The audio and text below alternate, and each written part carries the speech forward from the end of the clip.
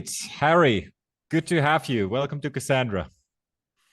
Happy to be here. Thanks for having me on. Harry, quickly before we, straight jump into your very interesting hypothesis, we had a quick chat before we started recording. Can you quickly introduce yourself to all of the people that, don't know you yet? So, hi, I'm Harry Halem. I'm a military analyst based in the UK. I am primarily senior fellow at a think tank called the Yorktown Institute, based in Washington, D.C. And I've done a fair bit of work on Ukraine, Indo-Pacific security issues, also on the Middle East. I have a book out on the history of the Libyan monarchy as well. Great.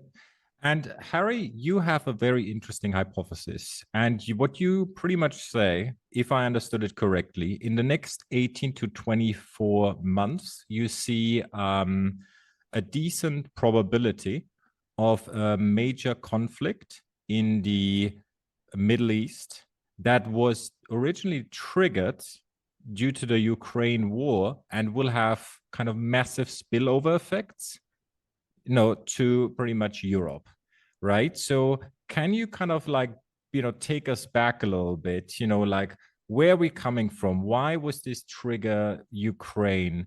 Who are the players involved and where are we kind of now? Yeah, absolutely. So the balance of forces in the Middle East, and it's important to term it that, because since around 2001 to 2003, there hasn't actually been a coherent order in the Middle East, a set of status quo and revisionist powers. There's simply a balance of forces between each side. Has been fluid, but the actors have been relatively apparent. You have two real central antagonisms that still exist: Israel versus Iran, and the Gulf Arabs, both individually and in concert, versus Iran. Those have ideological, power political bases. It's not those two bases very much intersect to create a robust and durable set of reasons for enmity that are baked into the respective regimes that we're talking about. That mean you're likely to have, and as we saw throughout the 2000s and 2010s, a Cold War situation persists. This story, however, really begins with the negotiation of the JCPOA by the United States in the 2010s. Right. What does that do? Openly, it reduces the odds of an immediate Iranian nuclear weapon. And it's very important. That phrasing is very important as well, because the JCPOA never actually removes or takes Iranian nuclear weapons capability off the table. It simply defers the issue until the 2030s, when the safeguards within the deal all come off. Why was that done? Well, we understand from what those who were involved in negotiating the deal said and wrote, even at the time, that the fundamental proposition of the US under the Obama administration was the route to peace in the Middle East runs through integrating Iran into the region, and forcing, to quote the former president, from memory, admittedly, the Saudis, the Iranians, and the Israelis to share the region between each other, i.e., to stop doing all this, frankly, I think from Washington's point of view, annoying, counterproductive, back and forth jockeying and rivalry, and simply get on with the business of trading with each other, making money, and being normal. Right. A little bit like what the Chinese proposing recently. Yeah. So there's definitely a parallel there with the Saudi-China question, which is definitely, it's worth understanding because that deal isn't going to be durable. But that bet essentially failed on the Obama administration's part. What instead the Iran deal did was dump a load of cash into the Iranian state, which was funneled rather directly to the IRGC, the Revolutionary Guards, the most effective implement of the state's offensive action. And that was dumped straight back into these massive proxy wars that Iran was waging at the time with Saudi Arabia, the UAE, and to a lesser but still visible extent with Israel in Syria, sort of in Iraq, and also in Yemen. That situation goes on from 2014 till around 2020, 2021. Why is 2020, 2021 the break point? Because you have the coronavirus pandemic, which changes everyone's bargaining positions. In effect, it amplifies Saudi power because the Saudis and the Russians have a showdown over the price of oil. The Saudis ultimately win it and keep their control over the levers of motion on OPEC plus. And two, critically, Joe Biden wins in the US and promises to make Saudi Arabia a pariah because of Saudi Crown Prince Mohammed bin Salman's assassination of Jamal Khashoggi in Turkey, which in and of itself was not necessarily grounds for a full-on diplomatic incident with the US. The situation is rather complicated, but was made into, because of political pressures around all the parties and because of a political opportunity that was sensed in the US, I think, a calling card for the Democrats. What does that mean? Well, it means there's a lot of bad blood between Saudi Arabia and the United States for obvious reasons, because if you're calling your de facto head of state a pariah and a murderer, that's not going to engender good relations. That's not going down well. And then suddenly the situation changes in Ukraine. What does the Ukraine war do? It does three things to the regional balance in the Middle East. One, it completely puts the resurrected Iran deal on hold. There was a desire amongst the Biden administration, because it had the same personnel as the Obama administration, as the term in Washington goes, personnel is policy, to resurrect the JCPOA, re-enter the Iran deal, and essentially pick up the work that had been left off when the Trump administration exited the deal. That doesn't happen because Russia goes to war with Ukraine, and in effect, NATO starts fighting a proxy war with it. And it's very hard to imagine how one, concludes a major diplomatic agreement with the help of Russia on one side when you're trying to kind of fight it in Ukraine on the other. Two, this modifies the Iranian negotiating position rather thoroughly, because now Iran, not with a nuclear weapon yet, but on the cusp of being able to acquire one, is now able to gain a significant amount of leverage over Russia, a situation it's never been in before. Right. Why does this matter? Briefly, nuclear weapons are really hard to make. You need to do a bunch of different things. You need to test them. You need to make them small enough to fit on a missile. You need to produce enough of them so that you can shoot them off enough missiles to threaten to blow up. Ideally, you don't want to use them your enemy. You also need to create a bunch of safeguards and mechanisms to make sure they're only used when you want them to be used. Otherwise, the deterrent effect doesn't actually work. These are all complicated and expensive. It's not that hard to make a nuke. It's hard to operationalize that whole capability. And Russia is very good at that because it's a great power that has modernized and maintained nuclear forces for a long time. Can we just put this down a little bit, like this leverage? Because I think not many people are talking about the leverage that Iran now has over Russia due to drone deliveries for the yes. Ukraine conflict. What else is it so apart from the obvious? Iran looks at Russia and says, we can now gain some kind of leverage over Moscow and in return get advanced military technology. Right. That's the baseline idea of the trade. What does Iran provide Russia? Most fundamentally, it helps Russia evade sanctions on pretty much everything. Iran has developed what's called a dark tanker fleet. It's a series of older container and tanker ships in particular, because Iran's major export, oil, was so heavily sanctioned for so long.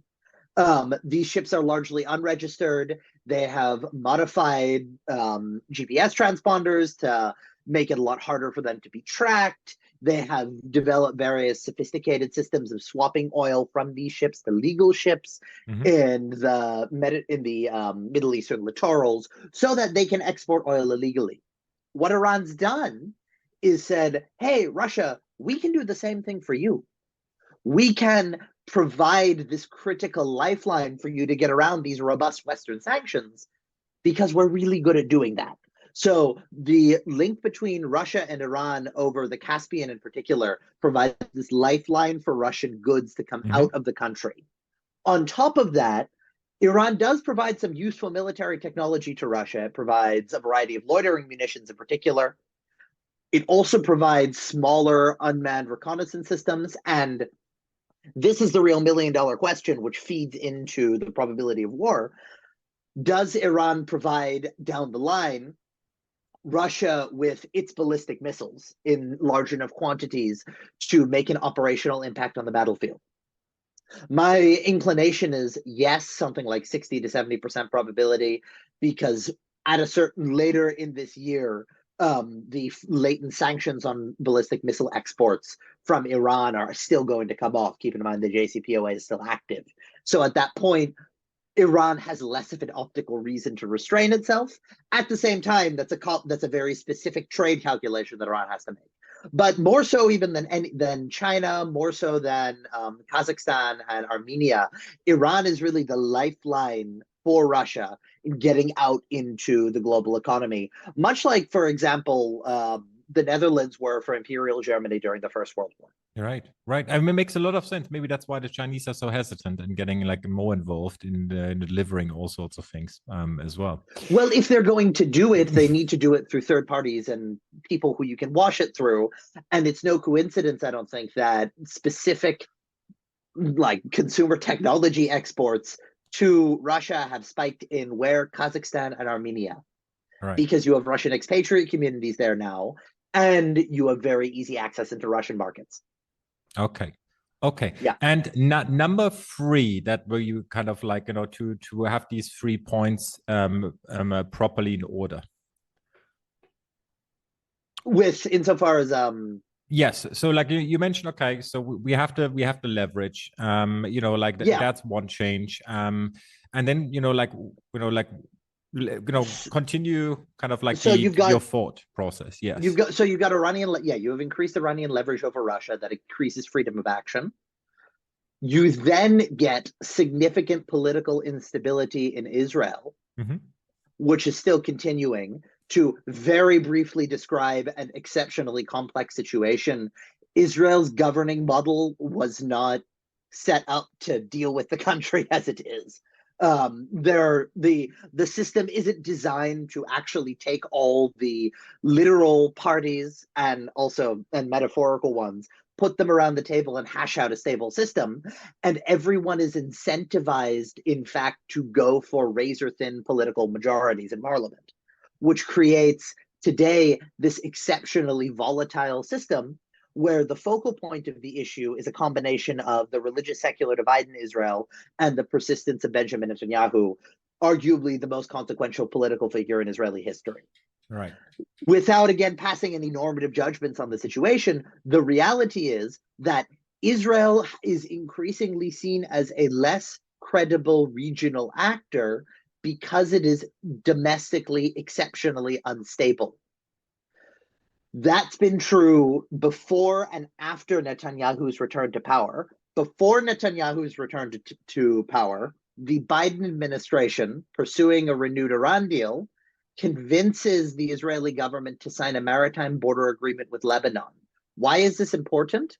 Because South Lebanon, where the maritime border is with Israel naturally, is controlled by Hezbollah, which is Iran's most robust and best controlled and most consequential proxy group.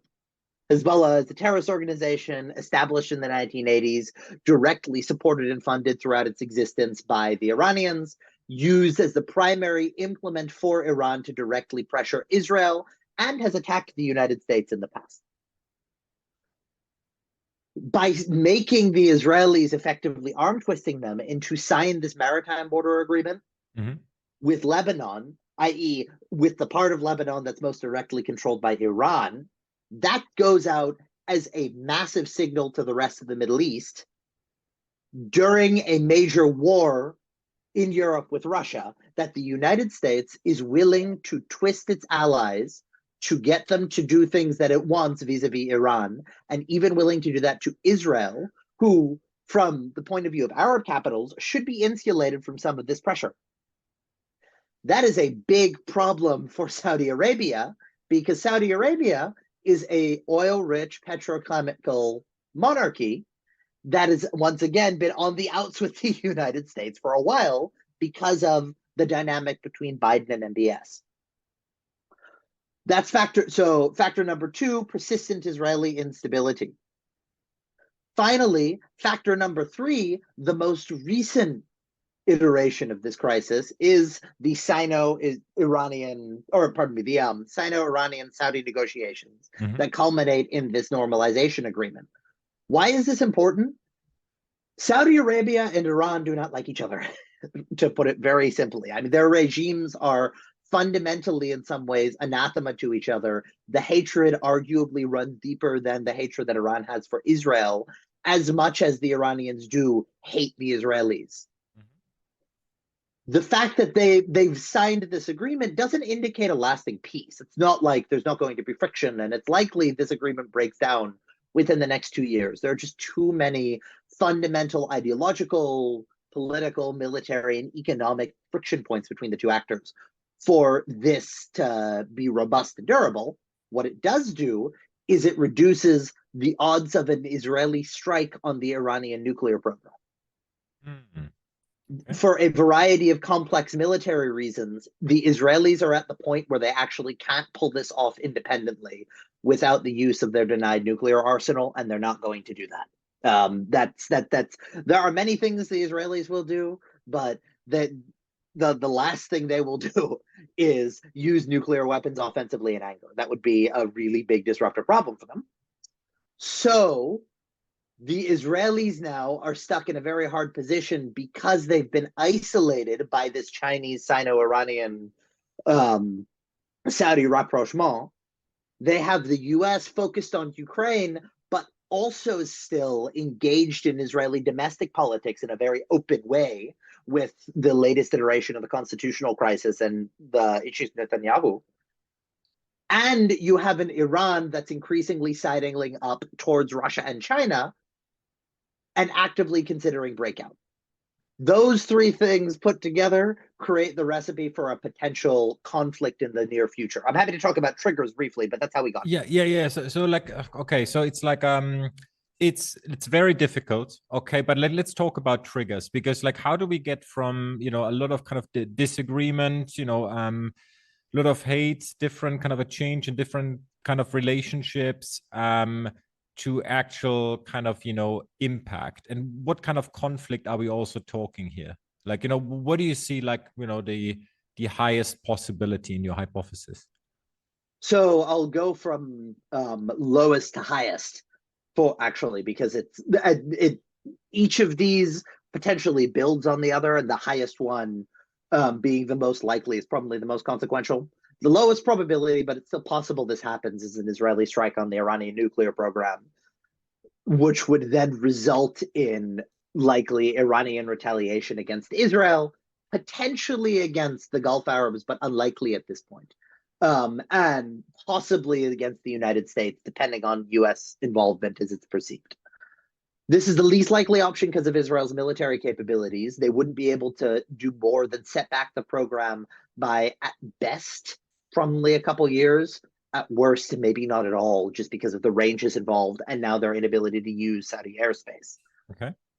That being said, it's still possible that that's an option. The Israelis have been known, for example, the strike on the Iraqi reactor during the Iran-Iraq war. It was predicted that would set the Iraqi program back by around 6 months. It actually destroyed it. The strike was successful, but Israel has been willing in the past to gain a little bit more breathing room to authorize rather risky, aggressive offensive operations. So it's possible. Second, there's a possibility of a border dispute that escalates rather rapidly between Azerbaijan and Iran and Armenia that then spirals into a broader regional conflict. Why? Azerbaijan is squeezed between Iran and Russia. In fact, I mean, it's in the middle of the Caucasus. Mm-hmm. It's got a border with Iran. There are Azeris in Iran who, over the Iran protests last year, signaled that they do not very much like being ruled by Tehran, at least in the way they're being ruled right now. And more recently, there's been more confirmed IRGC activity in Azerbaijan. The Iranians view the Azerbaijanis as a military threat. Right. Also, the Russians have decreased their presence in the Lachin corridor, the link point between the two parts of Armenia, or between the two parts of the country that were agreed upon after the 2020 war, which is problematic for the Azerbaijanis because it does mean that the Armenians could push them harder if they feel like they have an opportunity. It also gives an opportunity for Iran to get involved in the mix. And finally, the Russians themselves could decide that they're tired of the Armenians working more directly with other countries that are adverse to Russian interests. We don't know, or pardon me, the Azerbaijanis working with other countries that are more adverse to Russian interests. We don't know that much about Azerbaijan's relationship with Ukraine, but Azerbaijan has a distinct relationship with Turkey. Turkey, although it's maintained ties with Russia, is a critical supplier of military equipment to Ukraine. And Azerbaijan has very strong links with Israel over its military equipment. It's entirely possible there's a pipeline between those four actors. And it's also entirely possible that that gets operationalized the more Iran drifts towards Russia. And Israel feels like it has less to lose by becoming more openly involved in Ukraine. So you can see how these conditions are set for a potential border dispute between Azerbaijan and Iran, Azerbaijan and Armenia, to escalate into a broader regional problem. Finally, and I think this is the most likely of these options, a third Lebanon war between Israel and Hezbollah, which also includes Iran. Why is this, I think, the most likely of these options? Because this is the option for which both parties have an incentive to strike first, depending on the exact balance of forces. Why would Iran strike first? Because it views Israel as weak and isolated. That's been confirmed by the Saudi deal. Also, as a final layer in Israel's domestic insanity, the real problem with the government is one of the problems with the government, it's got all these parties that the Arabs perceive as extremely hostile to Muslims and Arab identity, which means that countries that previously would have been willing to engage with Israel, and even the UAE, which is normalized, see this as potentially a poison chalice for their own domestic purposes. Israel is not going to receive that much support from the Arab world if Iran escalates directly with it. Iran also has arrayed enough capabilities in Lebanon by supporting Hezbollah and in the West Bank and Gaza by using Hezbollah to smuggle weapons to Hamas and to Palestine Islamic Jihad, both of which are now overwhelmingly supported by Iran, to launch a three-front rocket war effectively against Israel. They're not going to be able to conquer Israel, but what can be done is, and this is the objective of all of these exchanges, to place the Israeli state under such extreme stress that you hollow out its military capabilities, you undermine its economy, and you break its morale. From the Iranian propaganda. Why would you do that? Why okay, it's opportunistic, but why would you, what's the direct benefit that you have, and why now exactly? Okay, there's, we have a weakened kind of, support from the US side for Israel, and, all sorts of things that we just discussed, but still, kind of why now? Why is it such a good idea? What's the incentive? Now, so one, because Israel is more isolated and perceived as weaker than it has been arguably since the 80s, potentially since the 60s. I don't buy the 67 argument as much personally. But that as a factor, one can't underestimate that in the Middle East. Israel post 67 and 73 has been viewed as an extremely effective, robust military power. The idea that it's not that right now and that it's more vulnerable and more ripe for pressure is something that plays very well in Middle Eastern circles that dislike Israel. Following from that, too, the fundamental Iranian objective here is to gain as much cachet as possible amongst what was once known in Washington as the Arab Street. Right, to make them seem more so than Saudi Arabia, the UAE, Egypt, and Turkey as at the forefront of the Islamic world. And part of that identity as it's conceived of by the Iranian regime is at the forefront of opposition to Israel. So fighting a major war against Israel, even where you don't take territory, but where you inflict hundreds, ideally thousands of casualties on Israel, where you force Israeli civilians into bunkers, where you blow up buildings, where you disrupt economic activity, where you potentially hit ships coming into Israeli ports, all that plays really well for you regionally and makes you seem like a robust, credible regional power that other non-state armed groups and that organizations that are still more generally Arab nationalist might actually like. So those are the two, the perception of weakness and this ideological element in the long term. The Iranians are very much thinking long term here. They don't think they're going to win immediately if they start this, but that they're able to at least score a limited victory against Israel, which they haven't been able to do effectively during their entire competition with the Israelis, very much is a motivation. But the important thing here is the Israeli side also has an incentive to strike first. Why? Because the longer you let Hezbollah hang around, the more likely that Iran is going to feed in more and more advanced capabilities to it, and the more powerful Hamas, PIJ, and other organizations are going to become. And the real danger here is, if we compare it to 2006, the last time that the Iranians and the Israelis effectively directly fought each other in Lebanon, it was naturally Hezbollah is a proxy, but the IRGC as an external action service is very much involved in Hezbollah's operations. The last time that happened, the Israelis were able to contain the war in Lebanon because Hezbollah, yeah, it had its rockets, but it didn't have nearly enough anti-ship missiles to disrupt Israeli commerce. It didn't have fast boats that were capable of harassing the now increasingly developed and in the future even more developed gas deposits and the extraction facilities in the Eastern Mediterranean, and it didn't have missiles that are more capable of penetrating and stressing Israeli air defenses and causing damage to Israeli society. And even with that, the 2006 Lebanon war was horrendous in Israeli public perception because of the casualties Israel sustained, which weren't in absolute terms or even in relative ones that great, but Israeli society is exceptionally sensitive to casualties. So the incentive for the Israelis to move on this is, at some point in the near future, the Iranians are going to feel comfortable pushing us over the line, whether that is a full attack or a series of kidnappings, stabbings, terrorist incidents, which we have seen over the past 6 to 8 weeks. Those sorts of incidents have skyrocketed in the West Bank and in Israel proper. That means, from the Israeli So you point see of view, this is a little bit like a lead indicator here, right? Is that yes? that how so you that's think a about it? huge that's a huge lead indicator for something about to happen. These wars typically they don't happen that there's a decision made, but there's always a pretext.